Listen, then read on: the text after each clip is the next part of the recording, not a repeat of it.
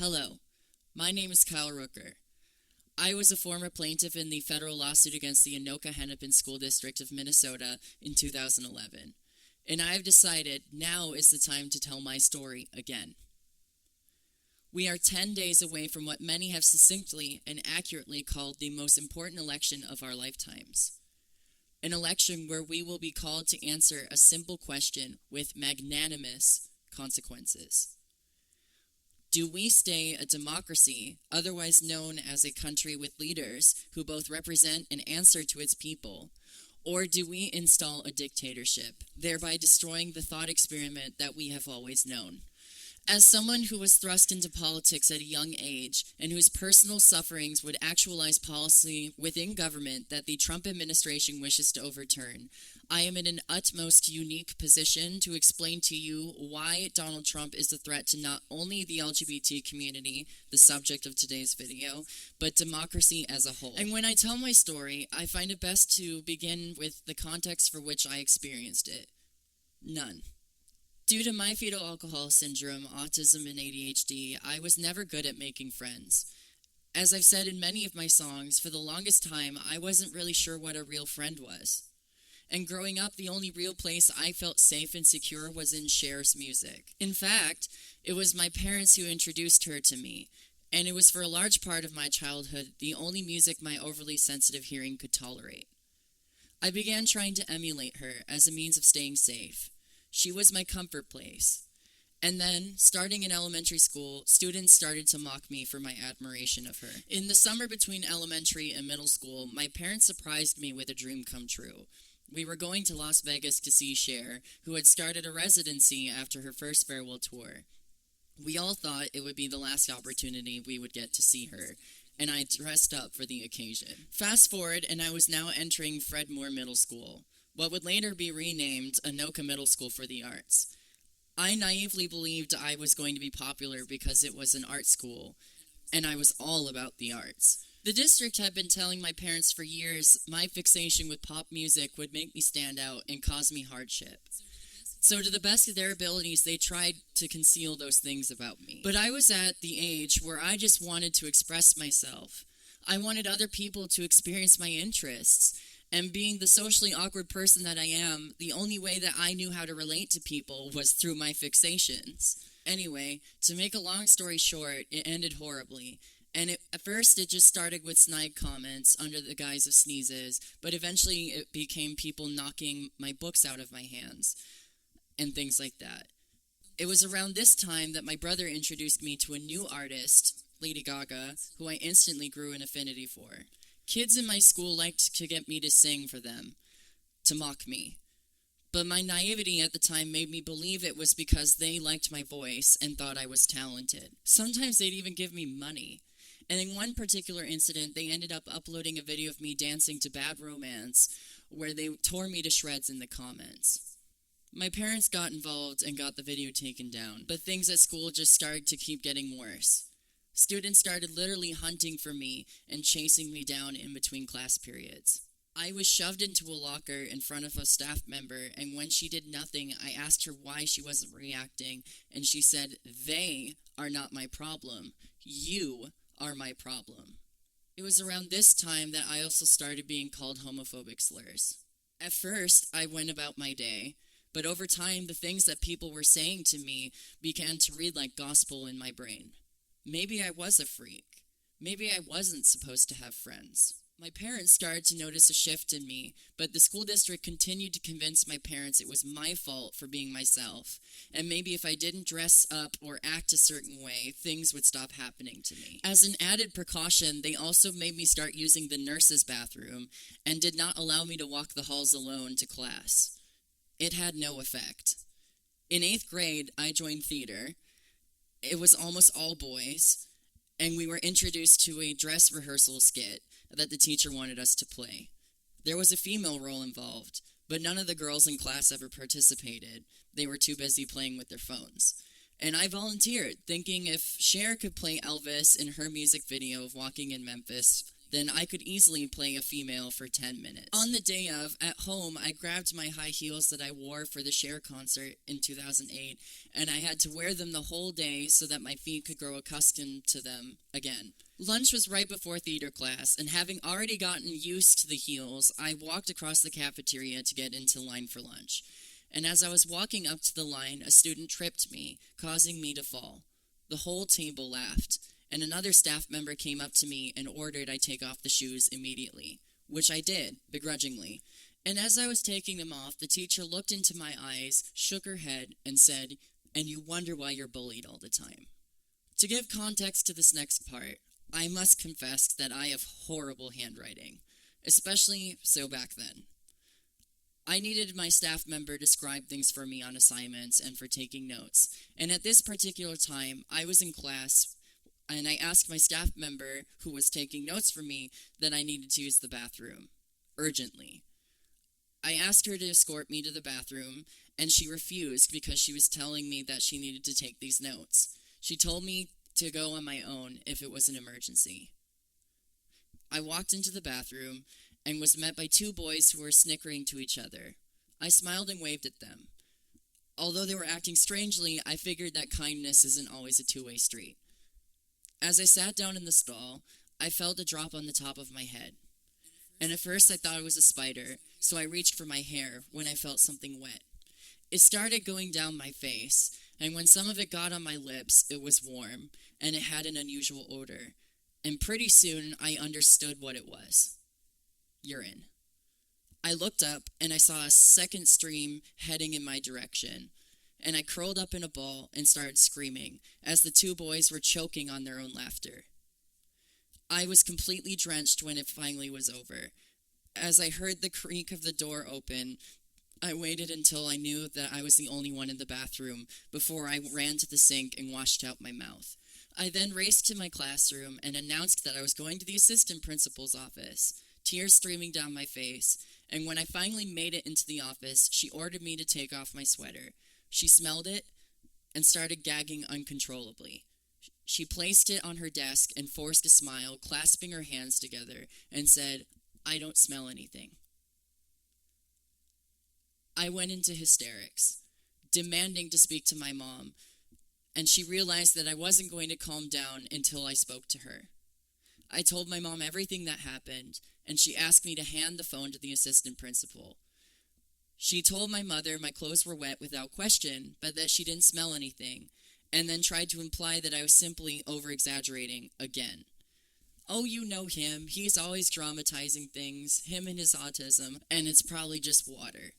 I could hear my mom telling her that it didn't matter if it was even just lemonade that they dumped over the stall. They wanted me to feel like I was being pissed on. And it was this experience that made my parents start to realize that things were not up to snuff. The final incident I'll tell you about was 3 months until the end of the year. My homeroom teacher was gone, and another teacher offered to add my class to hers, which meant that she had more students to supervise than normal. I had gotten to my table in the ceramics room when a bigger kid approached me and pushed me, calling me a fag, which was a word I hadn't heard before, and I just kind of laughed it off at first and turned away, thinking it was an isolated incident.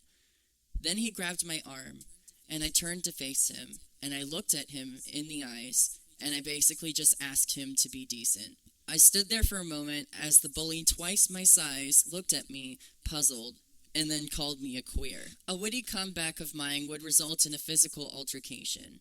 He picked me up and dropped me onto the floor, and then lifted me onto the table, where he grabbed for a ceramic tool and tried to stab me. I then took off my belt and slapped him across the face with the buckle, and put my feet against his chest to keep him from lunging any further into me, and I kicked him off of me. He fell to the floor, and then when I looked over, I saw the teacher was ignoring everything, playing on her phone. So then I had a few choice words for her about how she was endangering her students, and then I marched to the assistant principal's office. She was busy, so I wrote a letter threatening to sue the school for student endangerment. This time, I didn't wait to be called on, and I marched straight into the principal's office, and I handed her the letter. She read it and started laughing loudly, and with no sign of compassion, she tore up the letter and asked me, "Do you really think this is going to change anything? You obviously don't understand because we are responsible for you. It doesn't matter what you have to say because nobody will ever believe a fag like you. Nobody will ever take your word over ours." I'd never felt or heard so much hatred from a person in my life. And I knew I couldn't just leave without saying something to haunt her conscience. I ended up saying, "You might think this is over because nothing will legally come out of this, but I can promise you that legal action is the least of your concerns. A legal battle only lasts a couple years, but your conscience will last forever. And I want you to look into my eyes and see my pain, the anguish that you have allowed to happen to me, and I want you to mark these words. For all of my life, I have believed in myself. I have cherished the talents that I was given, and I've walked with pride and dignity. I breathe the same air as you. I eat the same food as you. I sleep the same way that you do. My heart beats like every other person, and nothing you can ever say or do can change that. Because I'm more than a little fag. I am more than my interest in pop music and performance art. I am a human being. My heart makes up for my small stature, and the fire in my soul makes up for my pain. But you will forever be a lowlife who is angry and jealous of my strength and my passion for life. There will never be a time that love is weaker than hatred. And as long as you allow hatred to roam these halls, I will always be stronger and better than you. I will always be braver than the people who have tried to ruin my life." I then left, slamming the door behind me. When I got home, my parents and I got into a huge fight, and my family and I were arguing practically all the time at this point. After supper, I went to my room and I tried to listen to music, but it gave me no feeling whatsoever. In my head, the things I was being told were repeating like a record, and it felt as if everyone hated me.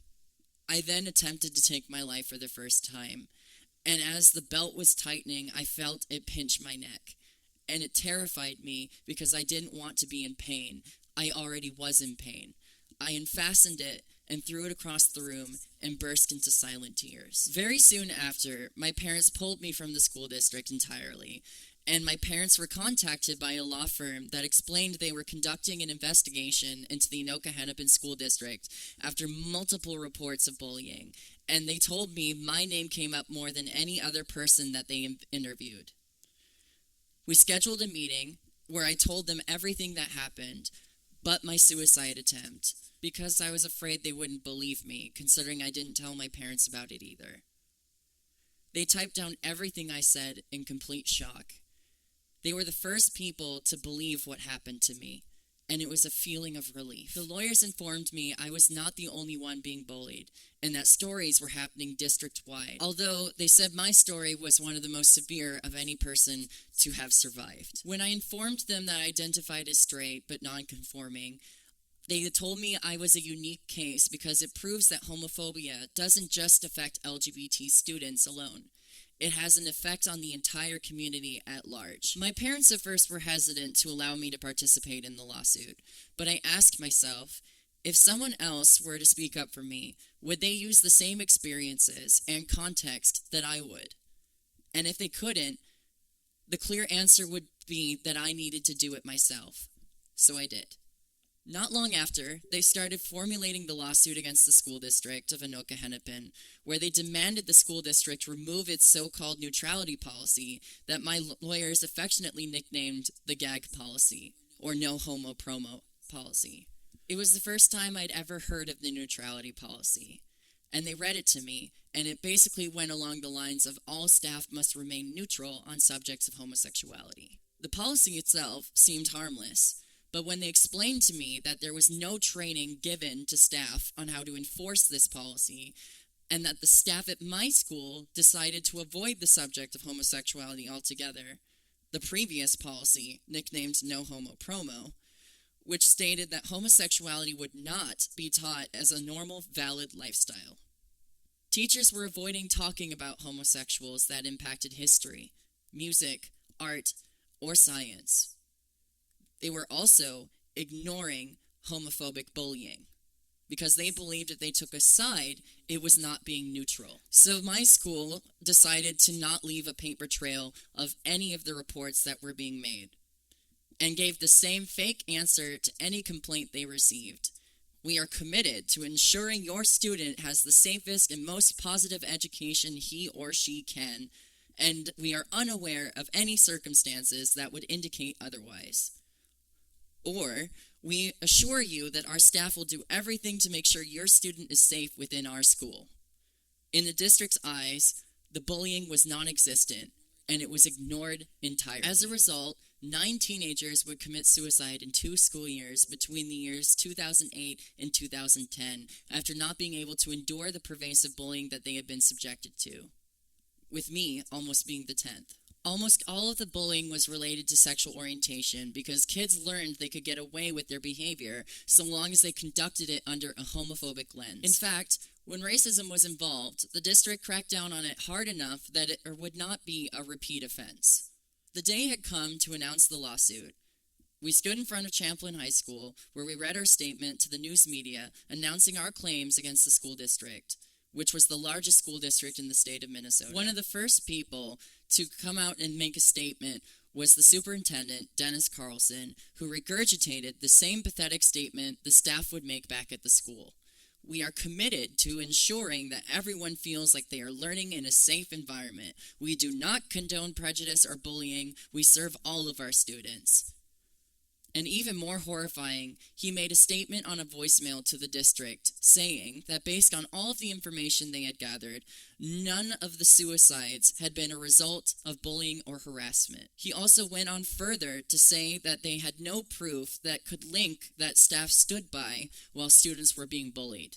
Another person quick to respond to the lawsuit was none other than the former representative of the Anoka Hennipen District, Michelle Bachman, who was known for her homophobic rhetoric and is married to a man that owns a company that conducts conversion therapies in the city. In fact, there was a sign that advertised his business outside of Anoka, which was recently removed. A petition was signed that demanded she address the suicides, and it had over 140,000 signatures.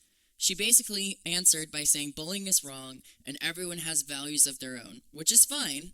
But nowhere in her statement did she address the LGBT people, and many families never received her response letter. The whole policy writings in the district were taking a homophobic turn because of a hate group in the district called the Parents Action League, who had connections to the Anoka Hennipen School Board, such as member Barb Anderson, who responded to our lawsuit by claiming that we were spreading propaganda intended to turn students into homosexuals, which they viewed to be a self-destructive lifestyle amounting to personal enslavement and bondage, a message that Michelle Bachman also echoed herself. Not long after this, the subject of bullying was everywhere, including in legislation, and we were invited to former Senator Al Franken's office, where we signed the bill that he wanted to introduce to create penalties for bullying resulting in suicide, or as they termed it, bullycide. Barb Anderson would later put out a video seminar about how supposedly this bill was about indoctrinating children and forcing worldviews onto others, which is a playbook that is now being repeated against trans students. We were then featured in an article by Rolling Stone magazine called A Town's War on Gay Teens, in which they talked further about how these policies were harming people in our community, such as Samantha Johnson, who was a lesbian and was advocating to open a gay-straight alliance in my middle school. But the school district slow-walked it before it could be opened, and unfortunately, before she could have the resources she needed, she committed suicide. We then flew to New York City, where we were on an anti-bullying TV special by Anderson Cooper called Bullying It Stops Here. While I was there, I sang for him backstage, and he asked me if I wanted to sing live. I acquiesced, and began to realize the power that music truly had, and I made the conscious decision to use my gift to tell my story and to make the world a better place than how I found it. The far right, however, would not make this task easy. The school district blasted the news article as defamatory and claimed that I and the other 6 plaintiffs were only in this for our 15 minutes of fame, unquote, and that half of the stories had no evidence to back it up. They then demanded we no longer have contact with the press. And at this point, the United States Department of Justice under Barack Obama and the Department of Education got involved and started doing their own investigation, where they conclusively stated the school district was at fault. They laid out several legal bases for this conclusion and ordered the school district to remove the policy and work with us and them to create a new inclusive policy for all people. We were at the board meeting where they voted to remove and replace this policy. Only one of them voted against the removal and immediately after resigned, saying that we had made a mockery of a once respected and dignified school district. The settlement with the district required them to evaluate all of its anti-harassment policies to ensure they included LGBT protections and required the district to train its staff on those policies. The district would also hire a harassment prevention officer who will lead the effort to both stop and prevent future incidents from happening. The district would also have to hire a mental health consultant to identify the ways in which the district is enabling discrimination, and its anti-bullying survey would be strengthened. The district was also required to identify hotspots where harassment was happening and minimize them. A mental health professional would also have to be available to students and would develop procedures to keep parents notified while also respecting a student's right to privacy, a stance that I will elaborate further on in this video. As has been my experience, sadly, prejudice is always waiting for someone to give it legitimacy, someone to validate its beliefs. And the Anoka Hennipen School District is no different. In fact, despite still being under the terms of the consent decree, in 2016 they went and violated the rights of a transgender student and found themselves in another lawsuit.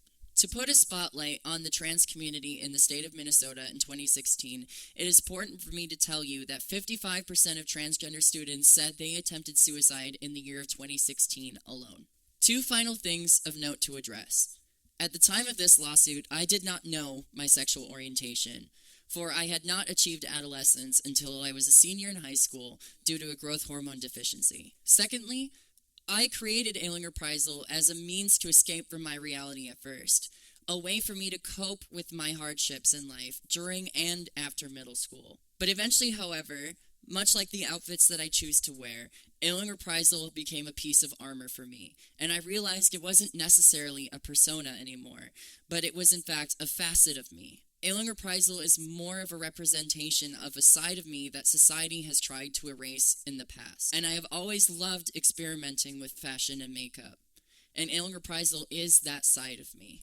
The name can be broken down into two parts: alien, as in outcast, the other, the kid who feels like he's from another planet and that other kids treated him as such, and reprisal, revenge, which for me, the best form of revenge is making a difference, telling my story, and proving people wrong.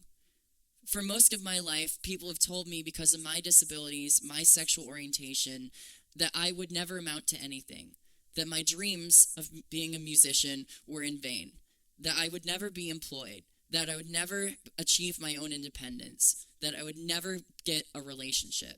And to this day, everything I have, I earned on my own. So why did I tell you all of this? And what does it have to do with Donald Trump? As you will see, first and foremost, the Trump administration attempted to overturn the findings partially developed by my lawsuit. Second, since Donald Trump took office, we have seen a slurry of anti-LGBT bills and bills proposing the exact same kind of quote-unquote neutrality. I use neutrality in quotations because it's my personal belief that neutrality is not silence. Neutrality, by definition, is acknowledgement without affirmation or disapproval. In other words, erasing LGBT artists, scientists, and other historical figures from school curriculum is not neutral, nor is allowing students to be bullied for their sexual orientation being neutral. And finally, firing teachers who stand up against homophobic bullies is also not neutrality. Neutrality is not feigning ignorance. Which leads to my next few points before we get into my timeline of actions taken by the Trump administration and the wave of homophobia that we have seen since then. Many homophobic people, such as Barb Anderson, will say that science does not support the idea of sexual orientation. In other words, they weren't born this way. It's a choice. From a scientific standpoint, there is research to suggest that sexual orientation might revolve around hormonal imbalances. Men who have less testosterone might be more likely to be attracted to other men. And another study suggests something to do with prenatal conditions. More research needs to be done into this field. And part of the reason that such science doesn't exist, as they like to say, is because until the 1970s, homosexuality was treated as a mental illness, and any study into it was otherwise banned. Those who say the science doesn't exist also do not want the science to exist. And on a more personal level, you have now heard the harrowing things that I had to go through at an age when I should have been able to have a normal childhood, when I shouldn't have had to file a federal lawsuit against my school district, and I shouldn't have had to put myself on national television, and I most certainly should not have been thrown into lockers or pissed on by another student because of my sexual orientation. There are so many things that LGBT people have to go through that it would be so much easier to choose to do without. Not having to worry about knowing if the person that you are attracted to has the same feelings. Not having to worry about being the victim of a heinous hate crime, or having people assume things about your personal life without never even talking to you, let alone being isolated or discriminated against by people who are supposed to protect you. Simply put, at that age, I would challenge you to find more than a handful of self-identifying LGBT students who actually want to be LGBT. Society needs to accept the point of this life isn't to get other people to think or live like themselves. The point is to raise people to be their best self and to move the country forward. Education is not a place to assert or superimpose certain beliefs or identities. And by forbidding schools from acknowledging that, yes, there are people who aren't straight or binary, you are indoctrinating kids into a certain world view. Republicans try to conflate neutrality with non-acknowledgement because in their worldview, homosexuality, transgenderism is evil. It is their personal belief system, and it is inherently not neutral. The only people playing identity politics are Republican populists. The vast majority of LGBT people are trying to simply live their lives and enjoy the gifts of the life, liberty, and pursuit of happiness that they were promised in the Constitution. By the way, according to demographics, 1 in 8 people identify as LGBT, and many of them face discrimination. If the Constitution is believed by the courts to have a duty to protect the well-being of all its persons, we the people, the Equal Protection Clause of the Constitution, clearly MAGA conservatives do not view LGBT people as human beings. And the vast majority of gay people are not trying to stop people from being Christian. In fact, most members of the LGBT community could care less if someone professed to live a life of faith. The issue they have is when those radicalists within those faiths try to assert their worldview upon everyone else, which is not what God called upon Christians to do. Christians are to live life by example, not by force. And it is only God who can judge others. By wanting the government to assert these values, they are acting like a British king, the crown, forcing its beliefs and religious doctrine onto all of its people. The very thing that we fled Britain for. As someone who has had to confront the far right in the past, I can tell you firsthand that the concerns that they have of modern policy is a vehicle for them to weaponize in order to scale back policy that they failed on their first term. Republicans want to superimpose their belief system through a false veneer of family values, non-politicization, and even child safety. And as I will state many times in this video, yes, the subjects that they bring up are real, but they don't actually care about fixing them. And they would rather use them for exploitation in order to oppress the worldviews of the people that they fundamentally disagree with, in order to consolidate and maintain their own personal power.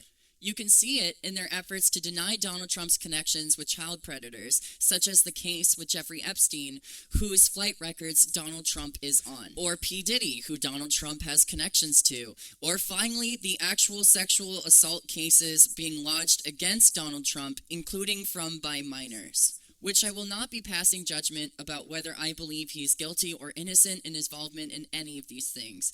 But it is still worth noting whenever sexual assault accusations are made against the left, as was the case of Senator Al Franken or a member of the LGBT community, the far right adopts it as truth. But then they don't seem so interested in dealing with many of the accusations of sexual assault that they have encountered themselves. This leads to the legitimacy of their cause to fall flat and turn into a mere culture war effort. Another subject I hear much about considering culture wars is how the LGBT community over-sexualizes things. What I find interesting about this subject is that these homophobic legislatures, 9 out of 10 times, are caught being closeted homosexuals themselves, playing in drag themselves, and then they get angry when they make high heels on an M&M into sneakers. I make this joke often, but with how much anti-LGBT legislation we have to constantly face, it feels sometimes like MAGA is more obsessed with our sex lives than we are even ourselves. With all this being said, let's get into the timeline of actions and the rest of the information I've gathered. First, I want to point out a few of the many examples of homophobic people who Trump surrounds himself with during his first term.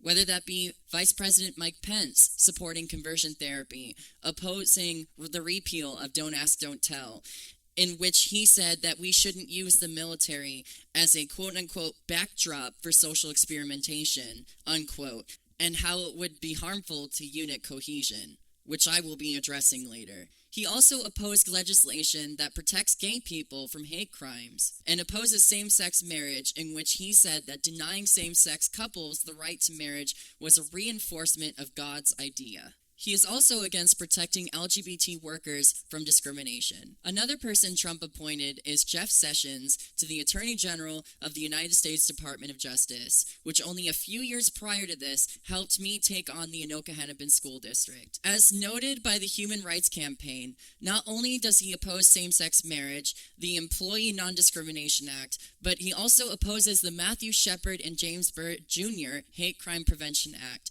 which was partially written as a result of the murder of Matthew Shepard, a 21-year-old boy who was beaten and left to die on a fence. So substantial were his injuries that the person who found him initially thought he was a scarecrow, and the hospital found substantial damage to his brainstem. He would die 4 days later. Now that we've covered a few of his former appointees, on your own time, I'd encourage you to look further into his other appointments and their homophobic record as well. But for now, let's dive into the timeline as it relates to actions against the LGBT community. Starting on day 12, Donald Trump promised he would leave Obama's anti-discrimination protections for LGBT workers intact. Which brings me to a piece of interesting information that I found, even though it came out a couple months after Donald Trump promised this. Research suggests that having a gay voice might have a negative impact on your job prospects, including promotion and getting hired, which is why it is so important that LGBT individuals have workers' protection rights.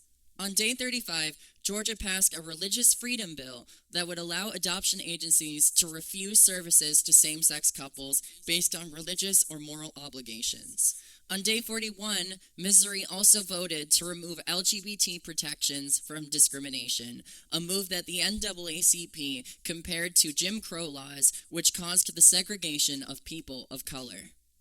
On day 64, in a sign of things to come, Donald Trump appoints Roger Severino to lead the Department of Health and Human Services Office of Civil Rights. He has praised individuals who refuses to comply with same-sex marriage in direct insubordination with rulings by the Supreme Court in 2015. On day 70, North Carolina passed House Bill 2, which we can infer from the repeal letter later on, prohibited localities from protecting LGBT individuals from discrimination and denied people the right to challenge wrongful termination over multiple protected classes, including sex.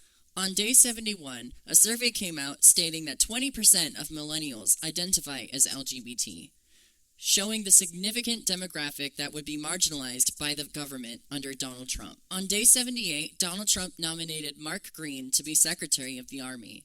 His nomination would be later withdrawn due to the bigoted statements that he would make about transgender people, including calling trans people a disease, and he also opposed non-discrimination protections for LGBT individuals. On day 96, Republicans sent a letter to Donald Trump urging he weaken LGBT protections by prohibiting the federal government from denying tax-exempt status or withholding government benefit, contracts, or licenses due to one's belief that marriage is between a man and a woman. The American Civil Liberties Union on this day also said that they will sue the Trump administration if they sign any executive orders targeting the LGBT community. On day 175, the Attorney General of the Department of Justice, Jeff Sessions, spoke at the Alliance Defending Freedom Summit on Religious Liberty. The ADL is a contributor to Project 2025, which I will be going into later. The Southern Poverty Law Center, who represented me in court, sent a notice to the Attorney General inquiring as to why his remarks were not being publicly made available on the Attorney General website as required by federal law.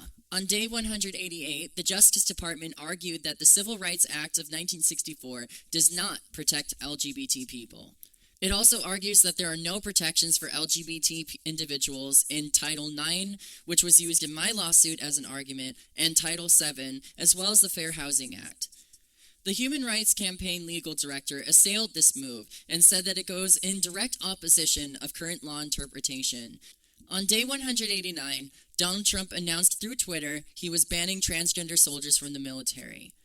This would become an ongoing story that I began tracking. The argument, much like the supporters of Don't Ask, Don't Tell, which bans gay people from serving in the military, is that having trans people in the military is cost ineffective and impacts unit cohesion. A poll by Quinnipiac emerged the following day showing that a vast majority of Americans support trans people being allowed to serve in the military. On day 214, Donald Trump nominated Sam Clovis for staffing at the Department of Agriculture. Sam Clovis, in the past, compared LGBT people to pedophiles, hearkening back to the accusations being lodged against us during our lawsuit. Instead, however, of these being bigoted small-town local officials, it is important to emphasize that these are individuals that Donald Trump is consciously appointing into his cabinet.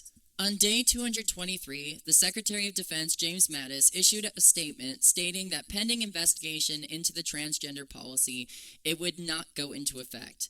He said that in conference with the Department of Homeland Security, he will issue a guidance report to the President on his findings. On day 257, the United States opposed the United Nations Human Rights Council policy to condemn the use of death penalty as a punishment for homosexual activity, which on day 270, in a very tone-deaf moment, Donald Trump made the supposed joke that his Vice President, Mike Pence, wanted to hang all homosexuals. Considering the context of what the U.S. government had just opposed on the world stage, it set off alarms amongst LGBT activists. On day 284, a federal judge blocked the implementation of the transgender military ban, calling it unconstitutional, which the Trump administration vowed to appeal. Meanwhile, in the midst of surrounding himself with people accusing the LGBT community of pedophilia, Donald Trump was actually defending an accused pedophile himself. On day 306, Donald Trump spoke out in defense of Roy Moore, who was accused of sexual misconduct by at least 9 women, who at the time of incident were underage, as young as 14. I am not here to make a stance about Roy Moore's guilt or innocence, but I will point out even the rest of the Republican Party of his state abandoned their support of Roy Moore when the allegations came out, leaving only the White House supporting Roy Moore. On day 333, the Trump administration began censoring and replacing terminology inside the Center for Disease Control, including the term transgender. Activists began warning that this rhetoric would have deadly consequences. On day 341, in an update from the continued legal saga to ban transgender individuals from military service, a court rejected Trump's attempt. Further, 3 federal judges have opposed the ban so far, making it pretty clear which side of the law the judicial system is on. but the Trump administration says they will continue to weigh their options. On day 344, the Trump administration dismissed the remaining 16 members of the HIV/AIDS Council, which is a disease that is prevalent in the LGBT community because of the inaction of the Reagan administration in the 1980s. On day 389, the Department of Education under Donald Trump announced it will no longer investigate discrimination complaints regarding transgender bathroom usage, which anti-LGBT activists have always fear-mongered would allow trans people to rape other students. But it is important to note, however, that the data suggests the opposite is occurring, as is the case of a transgender girl in Missouri who would later be sexually assaulted in 2023. This next entry doesn't have to do with the Trump administration, but on May 8th, a study came out showing that homophobia and transphobia was causing people to lose faith in Christianity, which, despite my own personal faith, does not surprise me. However, instead of acknowledging this and trying to remedy it, the far right would use the dwindling popularity of Christianity to say that religious liberty is under attack as a justification to continue oppressing the LGBT community. On day 431, after realizing their current attempts to ban the transgender community from military service was not being affirmed by the legal system, the Trump administration issued a revised ban on transgender military service. The revised ban pertains to anyone who is either getting medical procedures done to affirm their gender identity or to anyone who experiences gender dysphoria, which is a real condition described in the DSM-5 as a marked incongruence between one's perceived gender identity and their natal gender identity.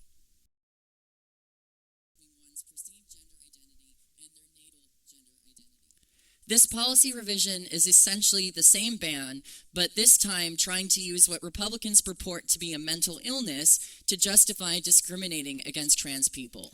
This leads us to what is currently the end of my official compiled timeline, and from this point forward, we will be relying on other reports that I have found noteworthy from mid-2018 till now, whether those be Trump administration policies or other bills that highlight the lengths the far right are going to attempt to discriminate against the LGBT community, such as February 14, 2019, when Kansas attempted to ban same-sex marriages by calling them parity marriages, and attempted to ban drag story time, another personal favorite of the right to target in their claims that the LGBT community is trying to sexualize their children. And they also support conversion therapy, which psychologists no longer support as a legitimate form of therapeutic treatment and have called it what it truly is: torture. A study coming out later in the year states that around 20,000 teens will be subjected to conversion therapy by the time they reach the age of 18. The legitimacy of conversion therapy also comes into question when you find out also in 2019, one of the leading advocates for conversion therapy would come out as gay and issue an apology to the entire LGBT community. On October 8, 2019, despite promising early on in its administration, the Trump administration argues to the Supreme Court that civil rights law does not protect LGBT workers, a rebuke of policies of the Obama administration. Moving into the year 2020, we begin on January 18th, where Mike Pence praised a policy that would allow adoption agencies to deny services to LGBT people. And then on June 13, 2020, the Trump administration argued that healthcare and insurance providers do not need to protect LGBT people from discrimination. Meanwhile, on June 15th, just 2 days afterwards, Donald Trump's campaign chair for the state of Oklahoma pled guilty to child sex trafficking charges, which raises my argument, again, that the hysteria of sexual abuse regarding the LGBT community is being misdirected. On July 5th, 2020, the Trump Justice Department argued in an amicus brief to the Supreme Court that adoption agencies should be allowed to reject gay couples. And on July 21st, a conversion therapy activist who lobbied to Vice President Pence and George W. Bush has announced that he is marrying another man. On the same day, the Trump administration Secretary of State Mike Pompeo says that the United States would be opening a task force to limit the classes in which human rights protect in the United States. As I put in my comments at this time, the United States Constitution is about expanding the rights of its people, not stripping them away or cherry-picking whose rights it chooses to enumerate. In fact, the Constitution says any rights enumerated by its people should not be infringed, And the Constitution is not to imply that only the rights listed in the Constitution are the only rights that pertain to its people. On October 23, 2020, the governor of Texas issued a policy recommendation to allow businesses to deny services to individuals based on their sexual orientation or gender identity. This shows the lengths the far right are willing to go to discriminate against those they fundamentally disagree with. Going into the year 2021, on July 1st, a study came out suggesting that LGBT members of the military are more likely to suffer from sexual assault than their straight peers. This illustrates one of the issues adopting homophobic policies has in society. It not only emboldens crimes inspired by prejudice, but it also causes for guardrails meant to protect Americans from harm to disappear or be neglected and weaponized. Because the Trump administration was no longer in power, the attempts to discriminate against the LGBT community by the federal government ceased. But this did not halt the efforts to harm the LGBT community, as you will see. Starting in 2022, on February 8th, two things of significance happened. Florida began its effort to adopt a similar policy to the one that tormented students in my school district. Opponents to the bill have rightfully nicknamed this policy "Don't Say Gay." It is a bill that is endorsed by the governor of Florida, Ron DeSantis, who is also trying to run for president. It is essentially the no homo promo policy my school district had before they adopted the neutrality policy, which stated that homosexuality will not be treated as a normal or valid lifestyle. Initially, Ron DeSantis claimed the bill would only affect younger students, but it eventually would expand into high school and college. The second thing of note happened in Virginia, where Republicans defeated a measure passed by Democrats the prior year to allow a ballot initiative to amend the state constitution to remove prohibitions against same-sex marriages, which undercuts Republicans' argument that they believe LGBT rights should be a state's issue. Because if they truly believed that, they would allow the people in those states to decide those initiatives for themselves. On March 12, 2022, taking a cue from Florida, Georgia also attempted to pass legislation to ban discussions of sexual orientation or gender identity from its schools. On October 2nd, a former executive of the Trump administration wrote a book in which he detailed Donald Trump's obsession with LGBT identities. As stated in Harvard's article back in 2012 about my lawsuit, it appears that Donald Trump views heterosexuality as strength and dominance, a pattern that is routinely seen in homophobic people. He also had made transphobic comments as well. Going into the year 2023, on February 7th, Missouri also attempted to pass its own Don't Say Gay bill. And on March 23, 2023, Texas banned discussion of sexual orientation from its curriculum K through 12. And this policy would later lead to LGBT resources in colleges of the state being closed. Like gay-straight alliances, LGBT resource centers can make a world of difference in the experience of an LGBT student and virtually harms no one. Meanwhile, in the same state, 2 months later, on April 19, 2023, a Republican senator defended marriages with 12-year-olds, saying that he, quote, knows people who are married at age 12 who are still together, unquote. In other words, in at least his mind, child marriage is more acceptable than same-sex marriage. Then, on May 31st, Iowa passed its own Don't Say Gay bill, which also includes a passage that allows staff members to out transgender students to their parents. Earlier, when I was talking about the consent decree against the Anoka Hennipen School District, I mentioned that staff are required to be trained to respect the right to privacy of a student while also respecting the right of a parent to know. There are multiple instances of which the Supreme Court has affirmed sexual information to be protected from disclosure without the consent of a student in question. And this bill, along with many others being pushed by the far right, are at odds with judicial precedents and could endanger the lives of LGBT students. An unfortunate reality of many LGBT youth is that their parents are not always accepting, and some are even willing to cause their kids to be homeless. On June 13, 2023, Republicans created another new precedent in the state of North Carolina, where the Republican legislature censured one of its own members for speaking out in favor of LGBT rights, including the right to same-sex marriage.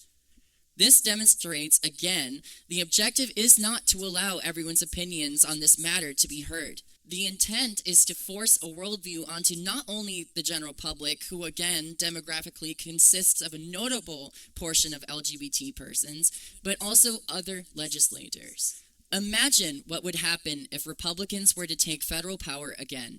They are repeatedly demonstrating that they are willing to rebel against judicial precedents and the Constitution itself on this issue. Returning back to the subject of sexual exploitation of minors, on June 17, 2023, it came to my personal attention that there are laws preventing the disclosure of sexual abuse of minors within churches in 33 states. For several decades, religious institutions, in particular the Catholic Church, have come under fire for not only its failure to address sexual abuse of minors, but also in some states a deliberate cover-up and protection of individuals who are abusing minors. I bring this into discussion because, as I said earlier, it seems the fear of sexual abuse being exploited towards the LGBT community is misdirected, and that if far-right conservatives actually cared about protecting children, perhaps they would be looking inward instead. Also, if the concern is that people are starting to lose their faiths at greater numbers, you would think there would be a concerted effort by far-right groups to determine where these hotspots of minor abuse are happening,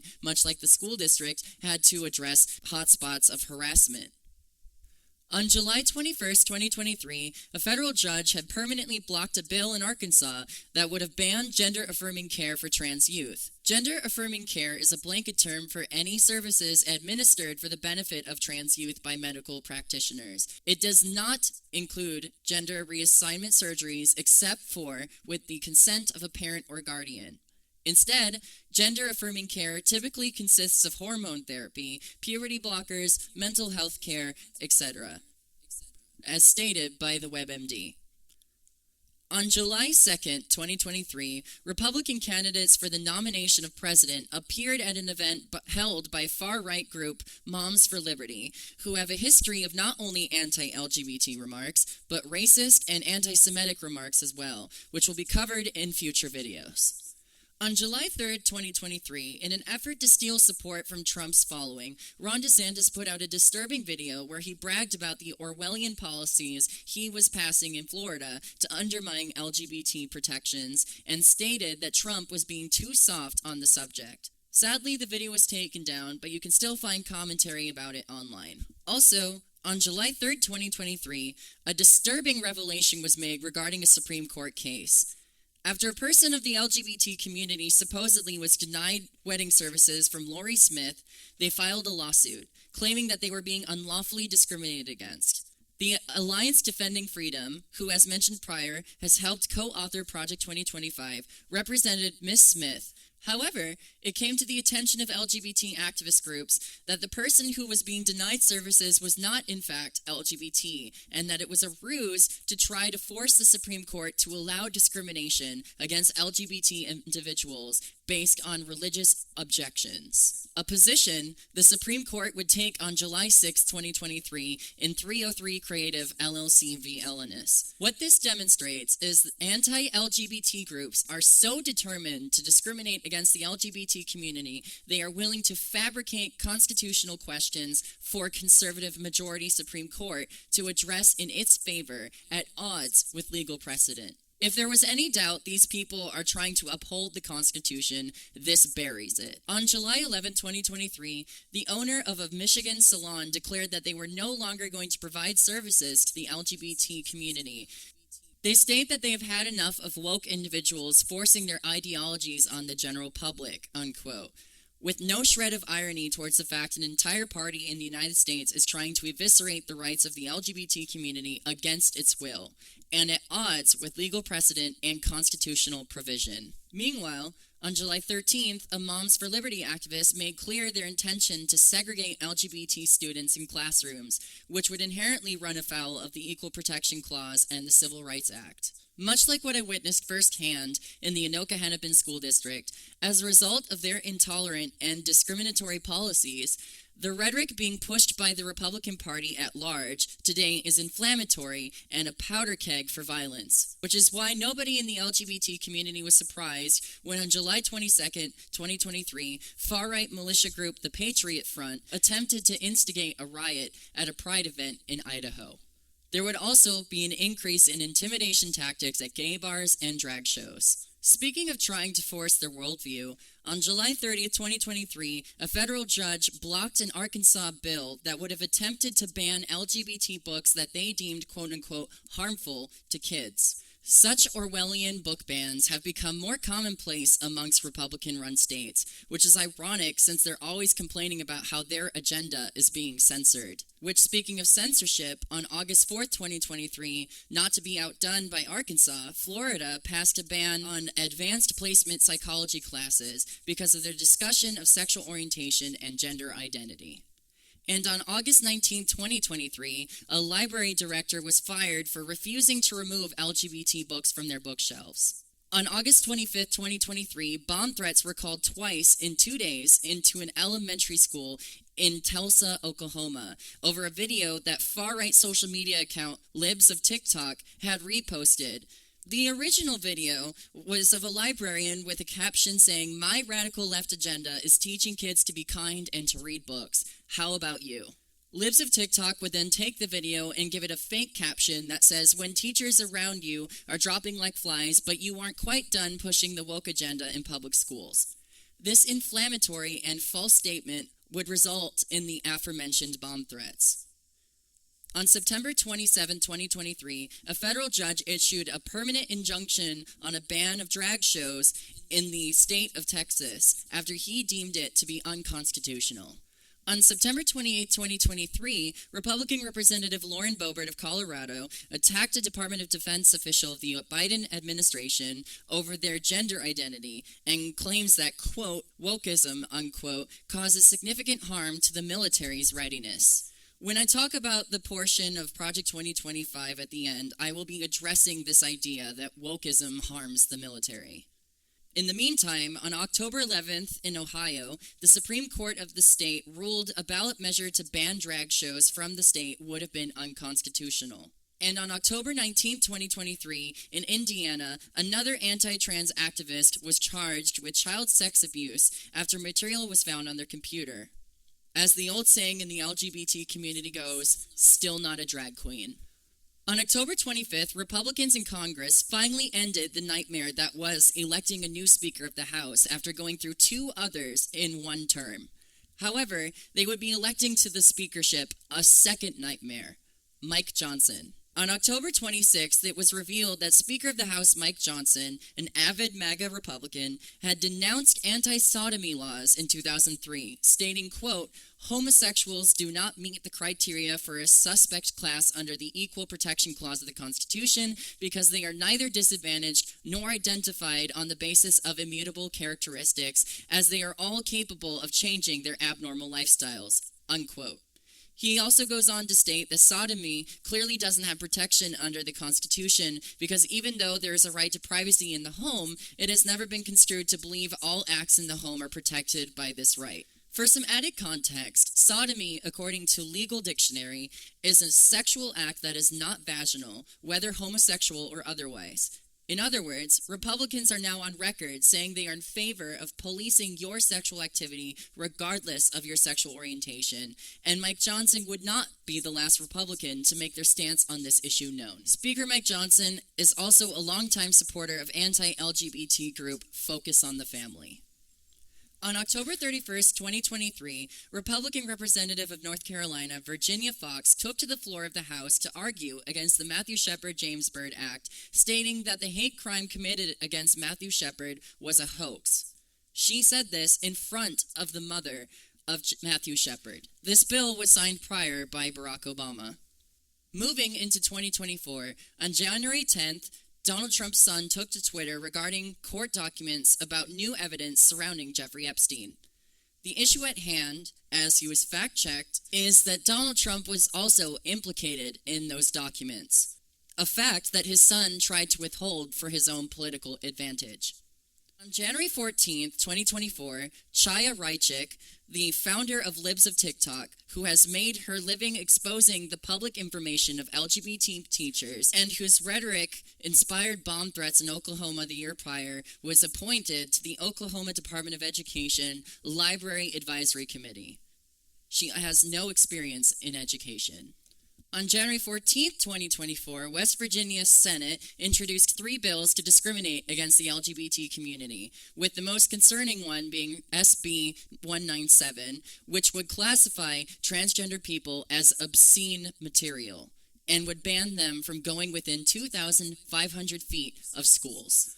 On February 5th, 2024, Jamal Jones, who Sarah Huckabee Sanders had appointed to be chairman of the Arkansas Post-Prison Transfer Board, resigned after the police caught him having an extramarital affair with a minor.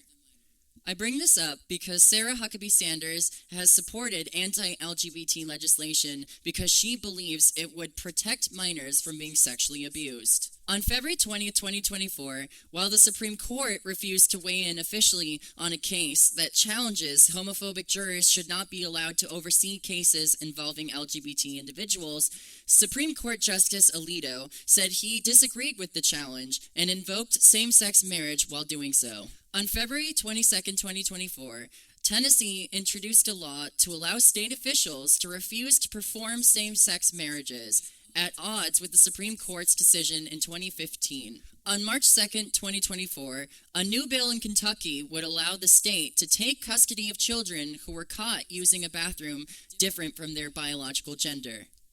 The cruelty is the point. On March 9th, 2024, Missouri proposed legislation that would cause any teacher caught affirming the perceived gender of a transgender student to be registered as a sex offender. This included social transitions, in other words, using the preferred pronouns of a student. On March 12, 2024, former Republican leader of Hays County, Texas, Bo Michael Dresner, was charged with over 60 counts of continuous sexual abuse of minors, being sentenced to 400 years in prison, still not a drag queen. On April 29, 2024, 4 states ordered their schools to disregard the Biden administration's Title IX policy allowing transgender people to use the restrooms of their choice. Meanwhile, on May 7th, Republican Representative Jess Edwards of New Hampshire opposed a ban on child marriages and argued that minors are, quote, ripe and fertile. But yes, continue to talk about the threat the LGBT people as a whole poses to minors.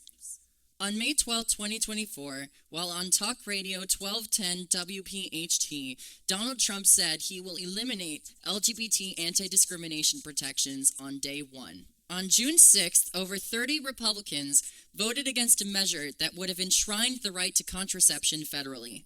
This measure was introduced in part because of Project 2025, where Republicans have said they would federally ban contraceptives. While this issue affects many communities, it will impact the LGBT community as well.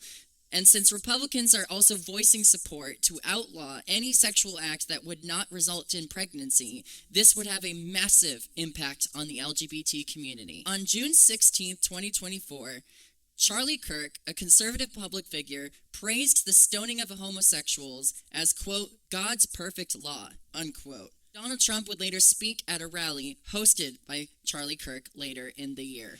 On June 21st, 2024, the State University of Utah was forced to close down its LGBT Resource Center after the state banned diversity, equity, and inclusion policies, in other words, DEI policies, from its state.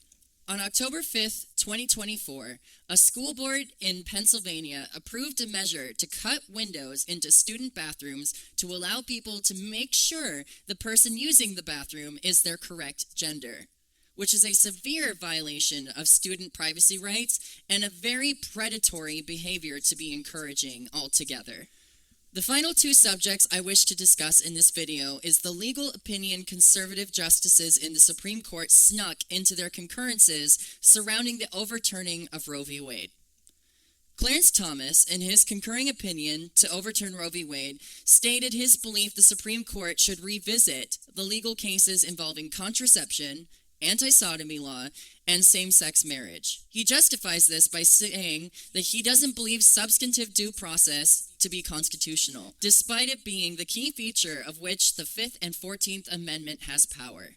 This would also have implications for more than just LGBT rights. It would also, as I will reiterate in the next video, have implications on the legalization of interracial marriages and other rights such as contraceptives, the right to raise your child the way you wish to, minimum wage, and more. Ultimately, Clarence Thomas's arguments boil down to if it's not explicitly written in the Constitution, it cannot be constitutional, which in itself is at odds with the Constitution in its enumeration clause. Make no mistake, if Donald Trump resumes power, he has an entire half of the country not only willing, but determined to overturn these rights, and at least one member of the Supreme Court who is willing to do what he asks. The final piece of information I wish to discuss is some of the findings I made while reading Project 2025, in terms of how it will allow for the wholesale discrimination of LGBT persons. On page 1, the authors share their stance. They believe transgenderism, drag shows, and pornography, quote unquote, invading our public libraries is sexualizing children.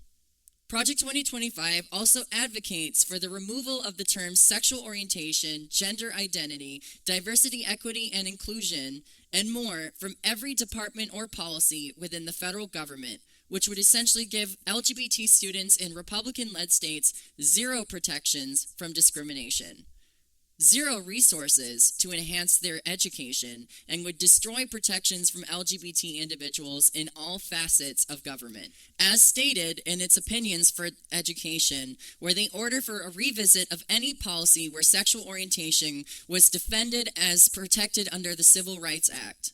That would be my lawsuit.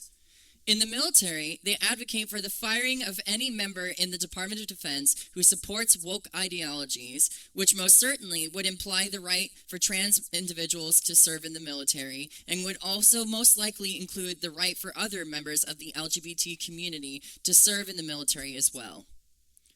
Project 2025 claims banning transgender service members would enhance unit cohesion, much like they argued a decade earlier that banning homosexuals from the military enhanced unit cohesion, a subject that Lady Gaga addressed forcefully in her statements to oppose Don't Ask, Don't Tell, which I will read a portion of. I do solemnly swear, or affirm, I will support and defend the Constitution of the United States against all enemies, foreign and domestic, and I will bear true faith and allegiance to do the same, and I will obey the orders of the President of the United States and the orders of the officers appointed over me, according to regulation and uniform code of military justice, so help me God. Unless there's a gay soldier in my unit, sir. This is the oath taken every day by service members of the armed forces when they enlist to serve in this country. The Pentagon and senators such as John McCain have cited that the military is a unique institution. They have cited homosexuals serving openly causes disruption to unit cohesion and morale. They're saying that straight soldiers feel uncomfortable around gay soldiers, and sometimes it causes tension, hostility, and possible performance inadequacies for straight soldiers who are homophobic. And even though some studies have been done to show an overwhelming and remarkable lack of disruption to units with gay soldiers, for a moment I will entertain this debate. I am less concerned with refuting the facts in the workplace, in any workplace, there are tensions. There is even more of a possibility to have tension when you're fighting for your life.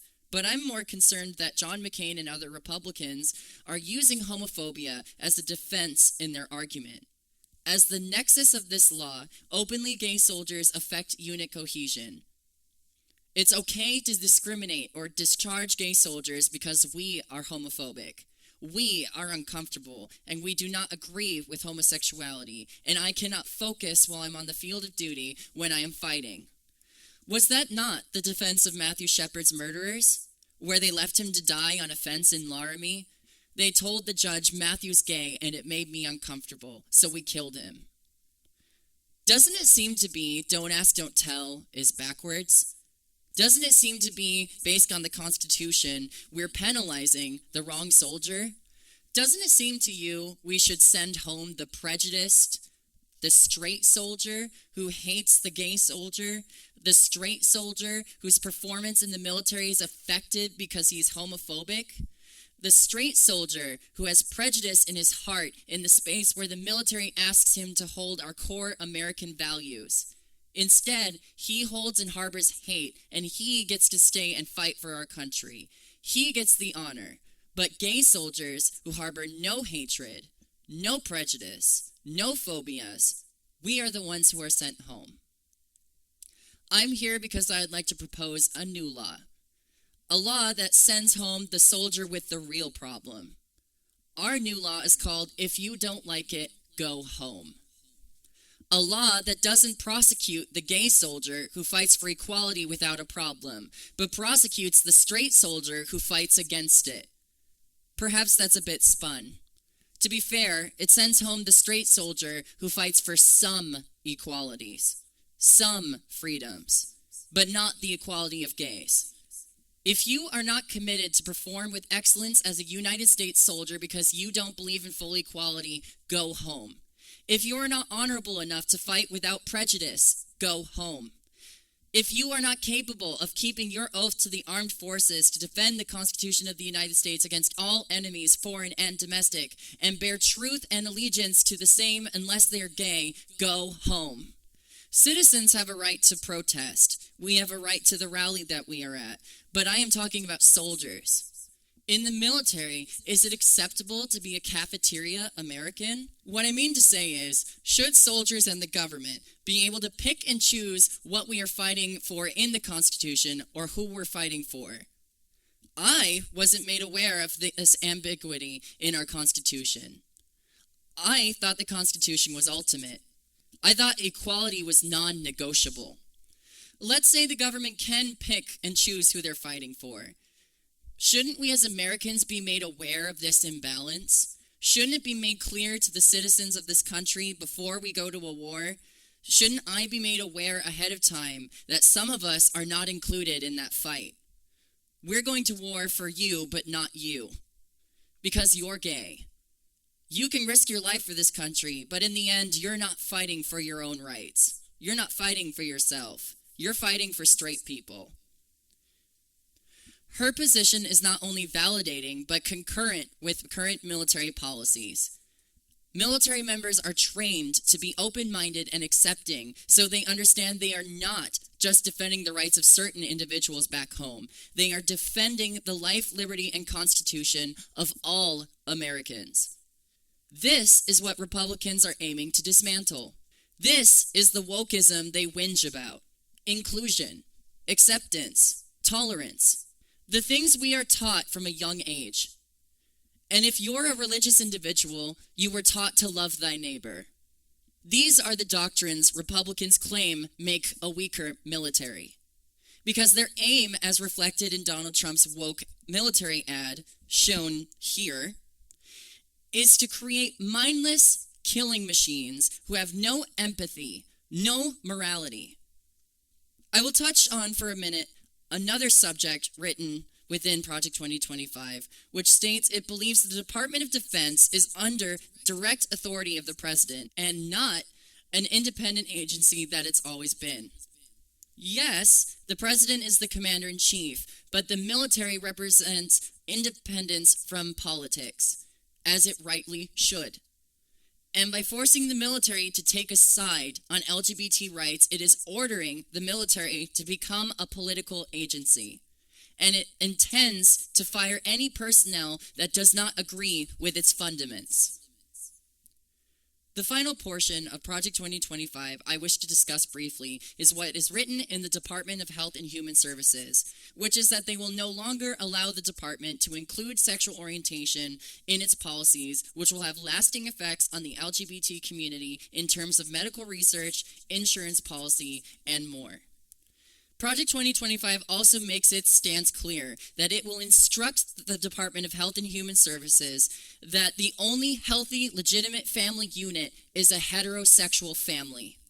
This is in stance with what the Trump administration tried to do his first term. In the portion about the United States Department of International Aid and Development, Project 2025 says the LGBT community are bullies who are trying to force their worldview on the American people. But watching the stream of bills and attempted policies by the Trump administration, it is undoubtedly clear who is truly trying to force their ideology onto the American public. But not only do they wish to restrict our protections from discrimination, they also have shown in the past they wish to make us sex offenders and criminalize our ability to even exist in public spaces. The so-called bullyish demand of the LGBT community is simply to be allowed to live our lives authentically without discrimination. The same desire all Americans have. The same desire that brought us to become a democracy in the first place. And I'm tired of people subverting this conversation, trying to find semantics. There is no defense, whether legal or moral, to the oppression happening in the LGBT community. And I promise you, it will only get worse if Donald Trump is elected back into the White House. With that, I conclude this video, and I hope that you will watch the other installations in this series on why Donald Trump is a threat to democracy.